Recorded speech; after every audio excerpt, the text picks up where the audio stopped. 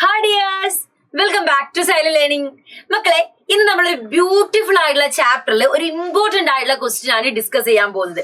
അപ്പൊ നമ്മുടെ ചാപ്റ്ററിന്റെ പേരെന്താ ഇവിടെ നോക്കിക്കേ, നിങ്ങൾക്ക് സ്ക്രീനിൽ കാണല്ലേ, വേൾഡ് ഓഫ് ഡൈവേഴ്സിറ്റി ആണ്.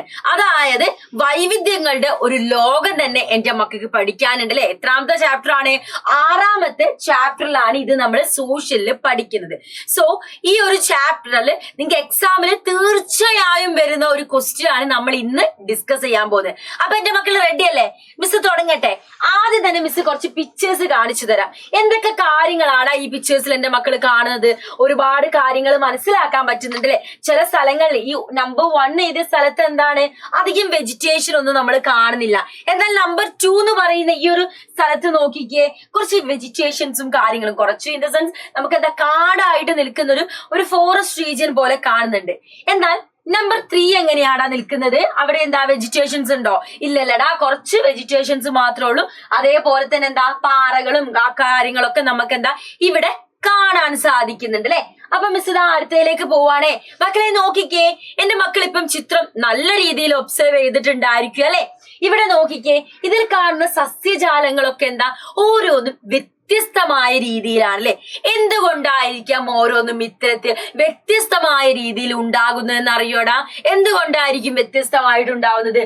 നോക്കിക്കേ, ഇത് ഈ ഒരു വ്യത്യാസം നമുക്ക് സസ്യജാലങ്ങളിൽ മാത്രമല്ല, ജന്തുജാലങ്ങളിലും ഇനി ജനങ്ങളുടെ ജീവിതത്തിലും ഒക്കെ നമുക്ക് എന്താ ഇത്തരത്തിലുള്ള ഒരുപാട് വ്യത്യാസങ്ങൾ എന്ത് ചെയ്യുന്നുണ്ട്, കാണാൻ സാധിക്കുന്നുണ്ട് അല്ലെ. സസ്യജാലങ്ങളിൽ മാത്രമല്ല, ജന്തുജാലങ്ങളിലും മനുഷ്യരുടെ ജീവിതത്തിലൊക്കെ എന്താ ഇത്തരത്തിലുള്ള വൈവിധ്യങ്ങൾ, ഇത്തരത്തിലുള്ള എന്താണ് ഡൈവേഴ്സിറ്റീസ് എന്താണ് നിലനിൽക്കുന്നുണ്ട്. ഇത്തരത്തിലുള്ള ഡൈവേഴ്സിറ്റീസ് നിലനിൽക്കുന്നുണ്ട്.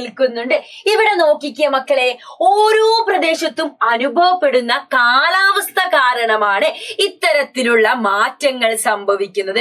ഓരോ പ്രദേശത്തും അനുഭവപ്പെടുന്ന കാലാവസ്ഥ കാരണമാണ് ഇത്തരത്തിലുള്ള മാറ്റങ്ങൾ വരുന്നത്.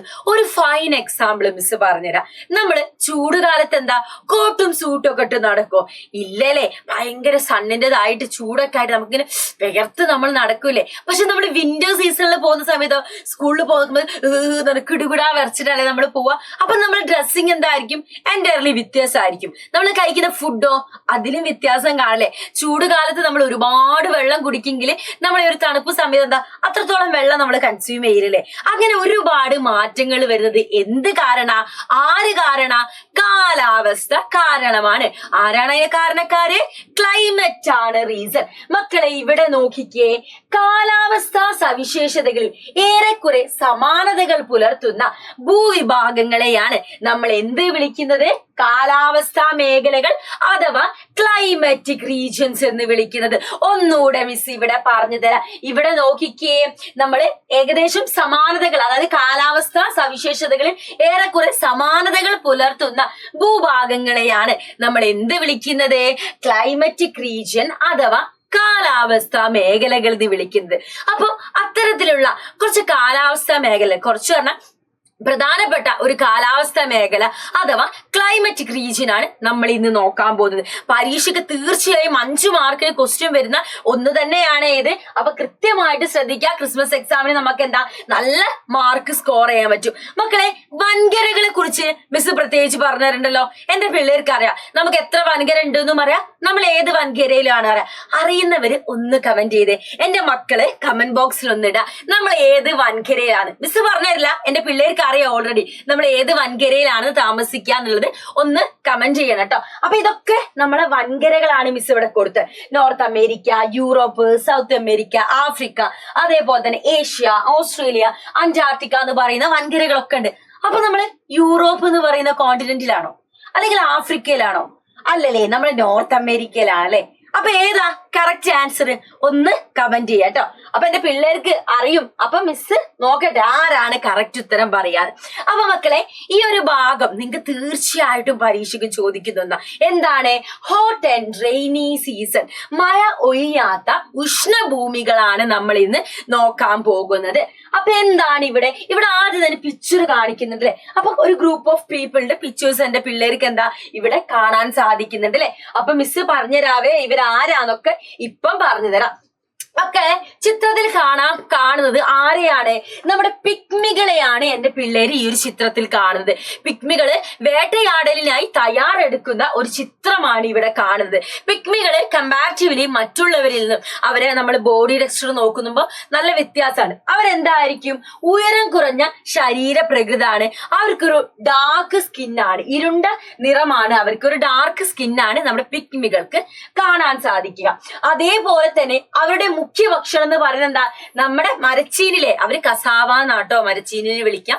അപ്പൊ മരച്ചീനിയാണ് അവരുടെ പ്രധാനപ്പെട്ട ഒരു ഭക്ഷണം എന്ന് പറയുന്നത്. അതേപോലെ എന്താ, കായ്കനികളും വേട്ടയാടി കിട്ടിയ മാംസവും ഒക്കെ അവരെന്ത് ചെയ്യുന്നുണ്ട്? ഫുഡാക്കി മാറ്റാറുണ്ട്. അവർ വേട്ടയാടലിന് പോകുന്ന സമയത്ത് എന്തെങ്കിലും ആനിമൽസിനെ കിട്ടിയാൽ അതിനെ അവർ കഴിക്കും.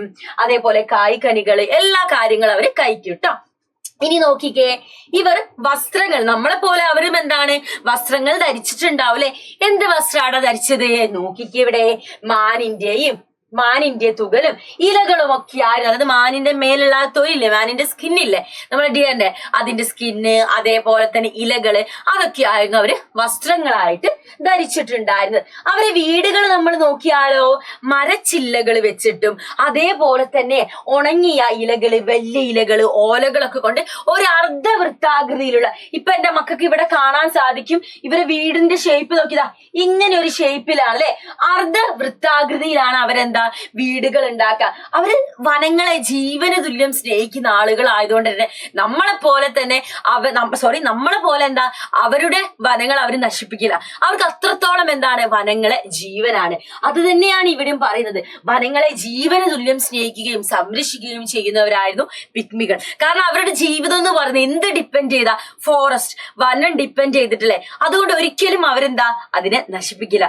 പക്ഷെ നമ്മൾ തിരിച്ചെന്താണ്, നമുക്ക് എത്ര നല്ലത് തന്നാലും നമ്മൾ എന്താണ് തികച്ചും ഉപദ്രവകരായിട്ടാണ് നമ്മൾ വനങ്ങളെയൊക്കെ നോക്കുന്നതും പരിപാലിക്കുന്നതും ഒക്കെ. നമ്മൾ പരിപാലിക്കാൻ പോയിട്ട് എന്താ ഉള്ള ഏതെങ്കിലും മരം പോലും നമ്മൾ പിച്ചു ഒടിക്കുന്ന ഒരു ശീലാണ് നമുക്കുള്ളത് അല്ലെ. നോക്കിക്കേ മക്കളെ, ഇവിടെ എന്താണ് പറയുന്നത് എന്നുള്ളത്. സോ ഈ ഒരു പിക്ചറിൽ കൃത്യമായിട്ട് എന്റെ മക്കൾക്ക് ഈ ഒരു കാര്യങ്ങളൊക്കെ കാണാൻ സാധിച്ചത് പറഞ്ഞില്ലേ മിസ്? ഇനി നോക്കിയ മക്കളെ, പിഗ്മികളുടെ മുഖ്യ അധിവാസ മേഖലയായ ആഫ്രിക്കയിൽ ഇവരെവിടെയാന്നാ പറയുന്നത് മക്കളെ? ആഫ്രിക്കയിലെ കോങ്കോ നദീതടത്തിലാണ് നമുക്ക് ഇവരെ കാണാൻ സാധിക്കുക. എവിടെയാണ് കാണാൻ സാധിക്കുക? ആഫ്രിക്കയിലെ കോങ്കോ നദീതടത്തിലാണ് നമുക്ക് ഇവരെ കാണാൻ സാധിക്കുക. അപ്പം എന്തുകൊണ്ടാണ് മക്കളെ ഇവര് കൂടുതലായിട്ടും ഈ ഒരു ഏരിയയിൽ നിൽക്കുന്നത്? അതിന് പ്രത്യേകിച്ച് എന്തെങ്കിലും ഫീച്ചേഴ്സ് ഉണ്ടോ, എന്തെങ്കിലും പ്രത്യേകതകളുണ്ടോ, എന്തെങ്കിലും പെക്യുലാരിറ്റീസ് ഉണ്ടോ എന്നതാണ് നമ്മൾ അടുത്തതായിട്ട് നോക്കാൻ പോകുന്നത്. ഇവിടെ ശ്രദ്ധിച്ച് എന്റെ മക്കളെ, high atmospheric temperature through out the year and daily afternoon showers with thunder and lightening. എന്താ മക്കളെ ഇവിടെ പറയുന്നത്? വർഷം ഫുള്ള് നമുക്ക് എന്താണ് ഉയർന്ന അന്തരീക്ഷ താപമായിരിക്കും. ഒരു വർഷം കംപ്ലീറ്റ് ആയിട്ടുണ്ടായിരിക്കും.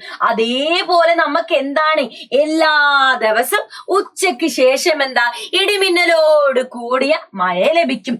നമുക്ക് ഇവിടെ എന്താ ആ ഒരു മൺസൂൺ സീസണിലാണ് ഉച്ചയ്ക്ക് ശേഷം ഇങ്ങനെയൊക്കെ ഉണ്ടാകുന്നത്. പക്ഷെ അവർക്ക് എന്താണ് വർഷം മുഴുവൻ അന്തരീക്ഷ താപനില ഉയർന്നതായിരിക്കും.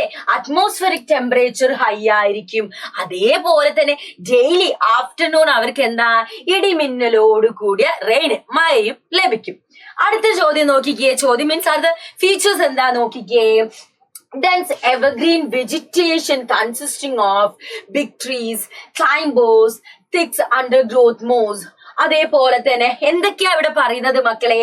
വൻമരങ്ങൾ ഉണ്ട്, അവിടെ വള്ളിപ്പടർപ്പുകളുണ്ട്, അടിക്കാടുകൾ, പായൽ വർഗത്തിൽപ്പെട്ട സസ്യജാലങ്ങൾ, അങ്ങനെയുള്ള ഒരുപാട് ഇടതൂർന്ന ഒരു നിത്യഹരിത വനമാണ് എന്തെന്ന് പറയുന്നത് നമ്മുടെ ഈ ഒരു റീജിയനിലുള്ള ആളുകൾ താമസിക്കുന്നത് അല്ലെ. ഇവിടെ താമസിച്ച് കാണിച്ചിട്ടില്ലേ ഒരു എവർഗ്രീൻ അതിനാണ് ഡെൻസ് ആയിട്ട് നിബിദ്ധ വനങ്ങൾ എന്നറിയില്ല, അതായത് അടുപ്പിച്ചടുപ്പിച്ച് ഒരുപാട് മരങ്ങളുള്ള വലിയൊരു ഫോറസ്റ്റിലാണ് ഇവർ എക്സ്പീരിയൻസ് ചെയ്യുക. അതേപോലെ വൈവിധ്യമാർന്ന ഒരുപാട് ജന്തുജാലങ്ങളെ നമുക്ക് എവിടെ കാണാൻ സാധിക്കും എന്നാ പറയുന്നത്?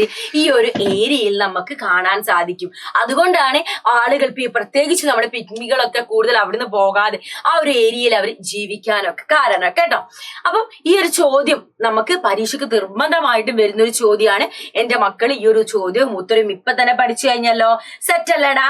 അപ്പൊ നമ്മൾ അടുത്ത വീഡിയോയിൽ അടുത്തൊരു കോണ്ടന്റ് ആയിട്ട് നമുക്ക് കണ്ടുമുട്ടാം കേട്ടോ. അപ്പൊ ഇന്ന് ഇന്നത്തേക്ക് നമ്മൾ അവസാനിപ്പിക്കുകയാണ്. So that's all about this video. Thanks for watching us, dears.